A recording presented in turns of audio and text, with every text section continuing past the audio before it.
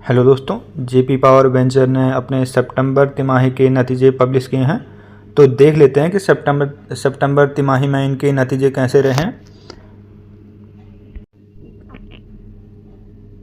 देख लेते हैं नतीजे सितंबर 2024 के जेपी पावर के। तो सितंबर 2024 में 1226 करोड़ के इनके सेल्स ग्रोथ रही है और इससे पिछले क्वार्टर में इनके जो सेल्स ग्रोथ थे वो 1755 करोड़ थे। तो पिछले क्वार्टर के मुकाबले अच्छी खासी गिरावट है। जबकि हम ईयरली देखें सितंबर 2023 और सितंबर 2024 तो वहाँ पर भी सेल्स में गिरावट मिल रही है, लगभग 100 करोड़ के हेर फेर। 1350 करोड़ के जहाँ सेल्स ग्रोथ चल रहा था पिछले ईयर सितंबर 2023 में, तो सितंबर 2024 में 1226 करोड़, तो लगभग 100 करोड़ से ज़्यादा की गिरावट है। और जून 2024 में देखें तो उस हिसाब से भी गिरावट है और पिछले मार्च 2024 को क्वार्टर से कंपेयर करें तो भी गिरावट है। खर्चे देख लेते हैं कंपनी ने कितने थे। खर्चे जो हैं वो 840 करोड़ के किए हैं और पिछले क्वार्टर में 965 करोड़ के किए थे। तो सेल्स में भी कमी है, तो उसी हिसाब से इन्होंने खर्चे में भी कमी की है कंपनी ने। ये थोड़ा बहुत सही है। देखा जाए तो जो इस बार ऑपरेटिंग प्रॉफिट रहा 386 करोड़ के इन्होंने ऑपरेटिंग प्रॉफिट की है, जो 32% के बराबर है। और लगातार पिछले 3 क्वार्टर से इनके ऑपरेटिंग प्रॉफिट मार्जिन गिरावट में है। पहले 48 करोड़ थे, 48% पे ऑपरेटिंग प्रॉफिट मार्जिन चल रहे थे, फिर 45 पर आए और अब 32% पर आए। तो ये गिरावट में चल रहा है और इससे ऑपरेटिंग प्रॉफिट मार्जिन तो गिरावट में, ऑपरेटिंग प्रॉफिट भी गिरावट में, जहाँ 790 करोड़ था अब 386 करोड़ है। देख लेते हैं कंपनी के प्रॉफिट कैसे रहे। तो कंपनी के प्रॉफिट देख लेते हैं। सितंबर 2024 जो ये तिमाही रही, इसमें इन्होंने जो टैक्स देने से पहले जो प्रॉफिट किया था वो 234 करोड़ किया था, 234 करोड़, 234 करोड़। तो ये इनका प्रॉफिट था और टैक्स देने के बाद जो है 183 करोड़ के इन्होंने प्रॉफिट किया है 183 करोड़ का। उससे पहले देखे तो पहले क्वार्टर में 588 करोड़ के थे, उससे पहले 548 करोड़ के। तो लगातार पिछले क्वार्टर के मुकाबले अच्छी खासी गिरावट है। लगभग प्रॉफिट आधा रह गया, 349 करोड़ और अब ये 183 करोड़। और अगर हम ईपीएस में देखें तो जहाँ 86 करोड़ चल रहे थे, फिर 0.86 पर शेयर चल रहा था, वही 0.51 पर शेयर हुआ और अब 0.27 पर शेयर पर इन्होंने कमा करके दिया है।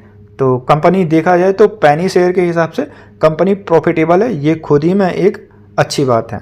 लेकिन गिरावट हो रही है, ये हमें समझना पड़ेगा और पैनी शेयर के हिसाब से ठीक ठाक नज़र आता है। फंडामेंटल देख लेते हैं कंपनी के। मार्केट कैप जो है वो 12,261 करोड़ का है, तो मार्केट कैप अच्छा खासा। स्टॉक की पी 7.47 पर चल रहा है, जबकि इंडस्ट्री की पी 38.6 पर है। तो अगर इंडस्ट्री की पी के हिसाब से देखें तो काफ़ी सस्ता है शेयर, क्योंकि इसकी जो पी चल रही है 7.47 और इंडस्ट्री में यही चीज़ 38.6 पे चल रहा है। इंट्रिंसिक वैल्यू देखें तो 28 की है, 28.9, लगभग 29 रुपये के हिसाब इसकी इंट्रिंसिक वैल्यू आ रही है। जबकि इसका करंट प्राइस जो भी चल रहा है वो 17 यानी कि 17.9 यानी कि 18 रुपये के हेर फेर चल रहा है। तो इस हिसाब से देखें तो लगभग 9-10 रुपये का सस्ता मिल रहा है स्टॉक। पित्रोस्की स्कोर देखें तो 9 पे है, यानी कि पित्रोस्की के जो 9 मापदंड है उनके 9 के 9 मापदंड पे खरा उतरता है शेयर। तो पित्रोस्की इसको 9 में से 9 पॉइंट दे रहा है, तो पित्रोस्की के हिसाब से देखें तो खरा उतर रहा है शेयर। ऑपरेटिंग प्रॉफिट मार्जिन 37.1 पर चल रहे हैं। डेप्ट कितना है 4014 करोड़ और जो इसके टोटल एसेट है कंपनी के पास 17,000 करोड़ के हैं, 17,648 करोड़ के।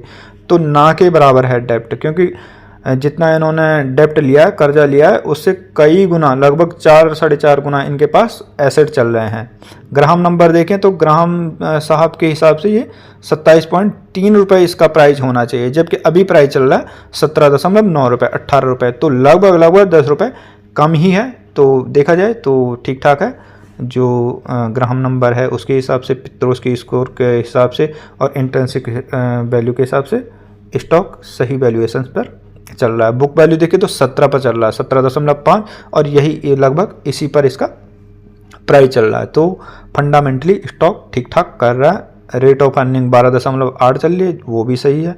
और टोटल एसेट में भी सही है। 50 DMA जो है वो 19 का चल रहा है, जबकि अभी प्राइस 18 पे चल रहा है, तो 1 रुपये कम ही है। देख लेते हैं। फेस वैल्यू शेयर की 10 की है, तो यानी कि भविष्य में ये स्प्लिट हो सकता है।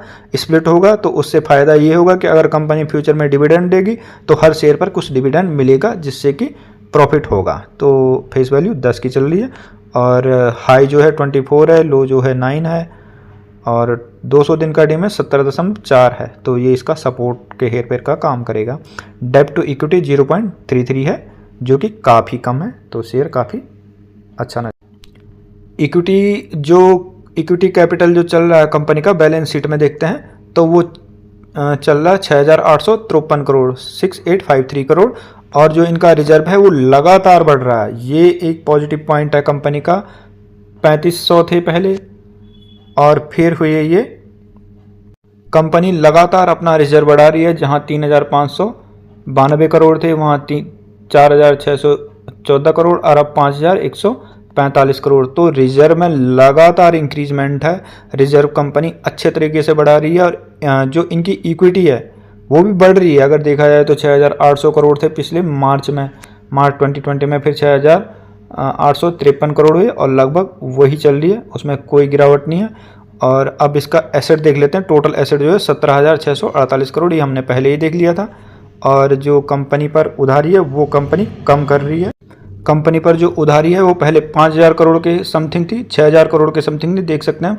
फिर 5,200 करोड़ ऐसे करते करते ये 4700 करोड़ और फिर ये 4,246 करोड़ और अब 4,000 करोड़। तो लगातार कंपनी अपना कर्जा घटा रही है, रिजर्व को बढ़ा रही है, कर्जा घटा रही है, एसेट बढ़ रहे हैं, इक्विटी में कोई कमी नहीं है, वो लगातार बढ़ रही है। तो कंपनी के फंडामेंटल काफ़ी स्ट्रॉन्ग है। देख लेते हैं अब इन्वेस्टर कौन कौन इसमें इंटरेस्टेड है। कंपनी के इन्वेस्टर देख लेते हैं। जो कंपनी का शेयर होल्डिंग पैटर्न है उस पर हम एक नज़र मारते हैं। तो प्रमोटर होल्डिंग, FIDI और पब्लिक, चारों की हम होल्डिंग देखेंगे कि किसकी होल्डिंग सबसे ज़्यादा है। तो प्रमोटर होल्डिंग को देखें तो लगातार कंटिन्यूसली एक लंबे टाइम से 24% पर बनी हुई है। अब हम DII की FII यानी कि विदेशी निवेशकों का देखते हैं। जो विदेशी संस्थागत निवेशक हैं, बड़े बड़े बैंक हो गए या बड़ी बड़ी बाहर देश की सरकारें होंगी, उनका क्या इंटरेस्ट है इसमें, क्या उनकी होल्डिंग है। तो देखते हैं। पहले 4 लगभग 4.5%, फिर 5%, 6% और अब 7 से लगभग 8% पर आने वाला 7.78। तो लगातार विदेशी निवेशक इस पर इंटरेस्टेड हैं, वो इसे खरीदे जा रहे हैं। अब भारतीय संस्थागत निवेशकों को देख लेते हैं। उनकी 20% थी, 21%, थोड़ा बहुत घटा, फिर इन्होंने और घटाया और अब लगभग बढ़ाने लग गए हैं। तो इन्होंने थोड़ी बहुत प्रॉफिट बुकिंग की और अब बढ़ाने लग गए। और देखते हैं अब जो पब्लिक है यानी कि जो रिटेल निवेशक हैं, वो पहले 50% थे, 50 से 51 हुए, फिर 50 हुए और अब 49 हो गए। तो यानी कि जो घरेलू जो हमारे रिटेल हैं, जो हमारी तरह हैं, वो सब घटा रहे हैं, विदेशी निवेशक बढ़ा रहे हैं। और जो संस्थागत निवेशक, भारतीय संस्थागत निवेशक हैं, जैसे कि LIC हो गया, SBI, जो बैंक्स हो गए बड़े बड़े, वो इस पर इंटरेस्ट जाहिर कर रहे हैं। उन्हें लगता है कि ये प्राइस आगे बढ़ेगा। प्रमोटर को खुद लगता है, वो अपने शेयर बिल्कुल भी नहीं बेचता। सितंबर 2024 पर जस के तस उसकी होल्डिंग बनी हुई है। विद्युत से जुड़ी हुई कंपनी है, ताप विद्युत में काम करती है, कोल में भी काम करती है और हाइड्रो पर भी काम करती है। पानी से चलने वाली जो बिजली होती है उस पर भी काम करती है। तो अच्छा खासा ग्रोथ है इस सेक्टर में और सरकार की लगातार इस पर योजनाएं हैं, सरकार का फोकस है। तो कंपनी अच्छा ही करेगी।